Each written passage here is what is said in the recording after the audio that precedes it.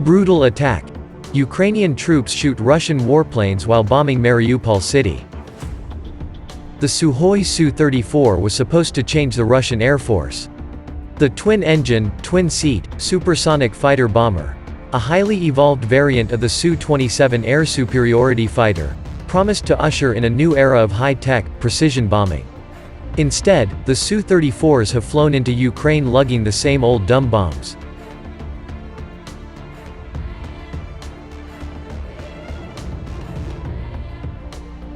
A lack of precision-guided munitions, not to mention Russian doctrine that conceives of aircraft essentially as flying artillery, forces the $50 million warplanes to fly low through the thickest Ukrainian air defenses in order to have any chance of delivering their bombs with any degree of accuracy.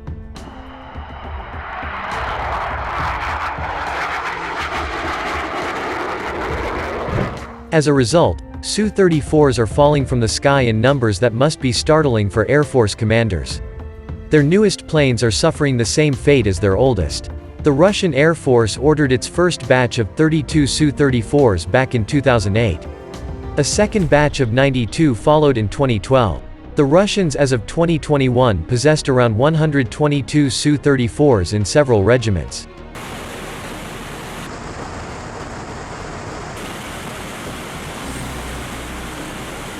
Even taking into account losses, by 2030 the Air Force could operate nearly 200 Su-34s. The plan, all along, has been for the Su-34 to replace the 1970s vintage Su-24, around 70 of which linger in service. Nowhere was that more evident than in Syria. The Kremlin deployed Su-34s to Syria starting in November 2015, shortly after a Turkish F-16 shot down a Russian Su-24 that reportedly strayed into Turkey's airspace.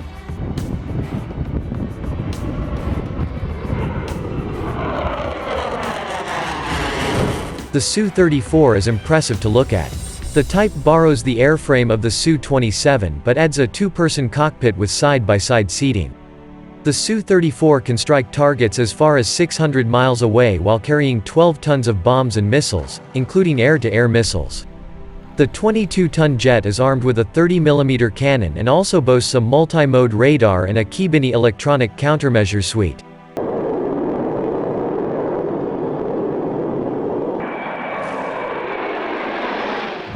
In theory, the Su-34 is compatible with an array of precision-guided missiles and bombs, making the type roughly analogous to the Boeing F-15E, the U.S. Air Force's own workhorse fighter bomber.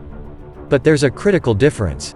Where the Americans every year purchase thousands of satellite, laser and infrared-guided missiles and bombs, frequently train with them and use them in combat almost to the exclusion of unguided weapons, the Russians all but stopped buying guided munitions years ago owing to their high cost and, post-2014, the effect of foreign sanctions on Russian manufacturers of bombs and missiles.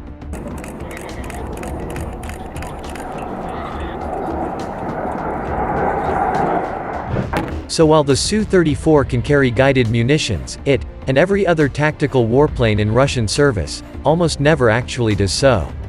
The bulk of the 300 Russian Air Force fixed-wing combat aircraft massed around Ukraine have only unguided bombs and rockets to draw on for ground attack sorties. Justin Bronk noted in a recent analysis for the Royal United Services Institute in London.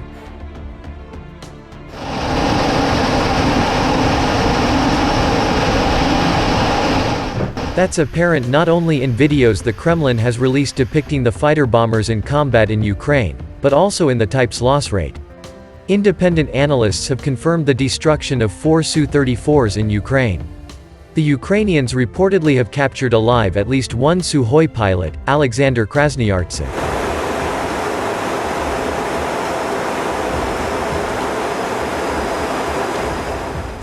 If 4 Su-34 losses are evident in photos and videos from the front lines, you can safely assume additional losses have occurred but aren't well documented. Only one of Russia's fixed-wing type has suffered worse in the current war, the subsonic Su-25 close air support jet, which flies even lower and slower than the Su-34 does.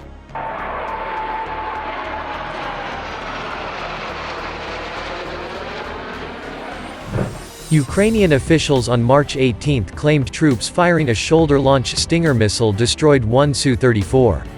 Officials in Kyiv a week later attributed another alleged Su-34 shoot-down to mobile air defense units.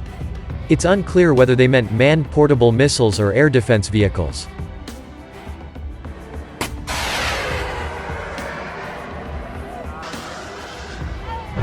In any event, it's apparent Su-34s are falling prey to short-range missiles that likely are either TV or infrared-guided. These missiles, including Soviet-designed Strelas and American Stingers, usually range only a few miles out and a few miles up.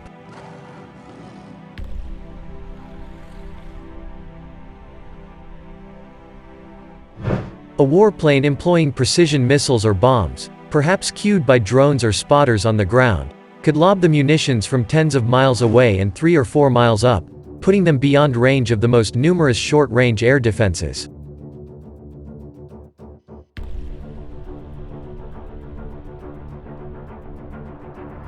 But the Su-34s flying over Ukraine appear strictly to carry unguided munitions, even though the latest Su-34M variant comes with a dedicated interface for the new UKRRT sensor pod that, in theory, should help the type deliver guided bombs through bad weather and cloud cover.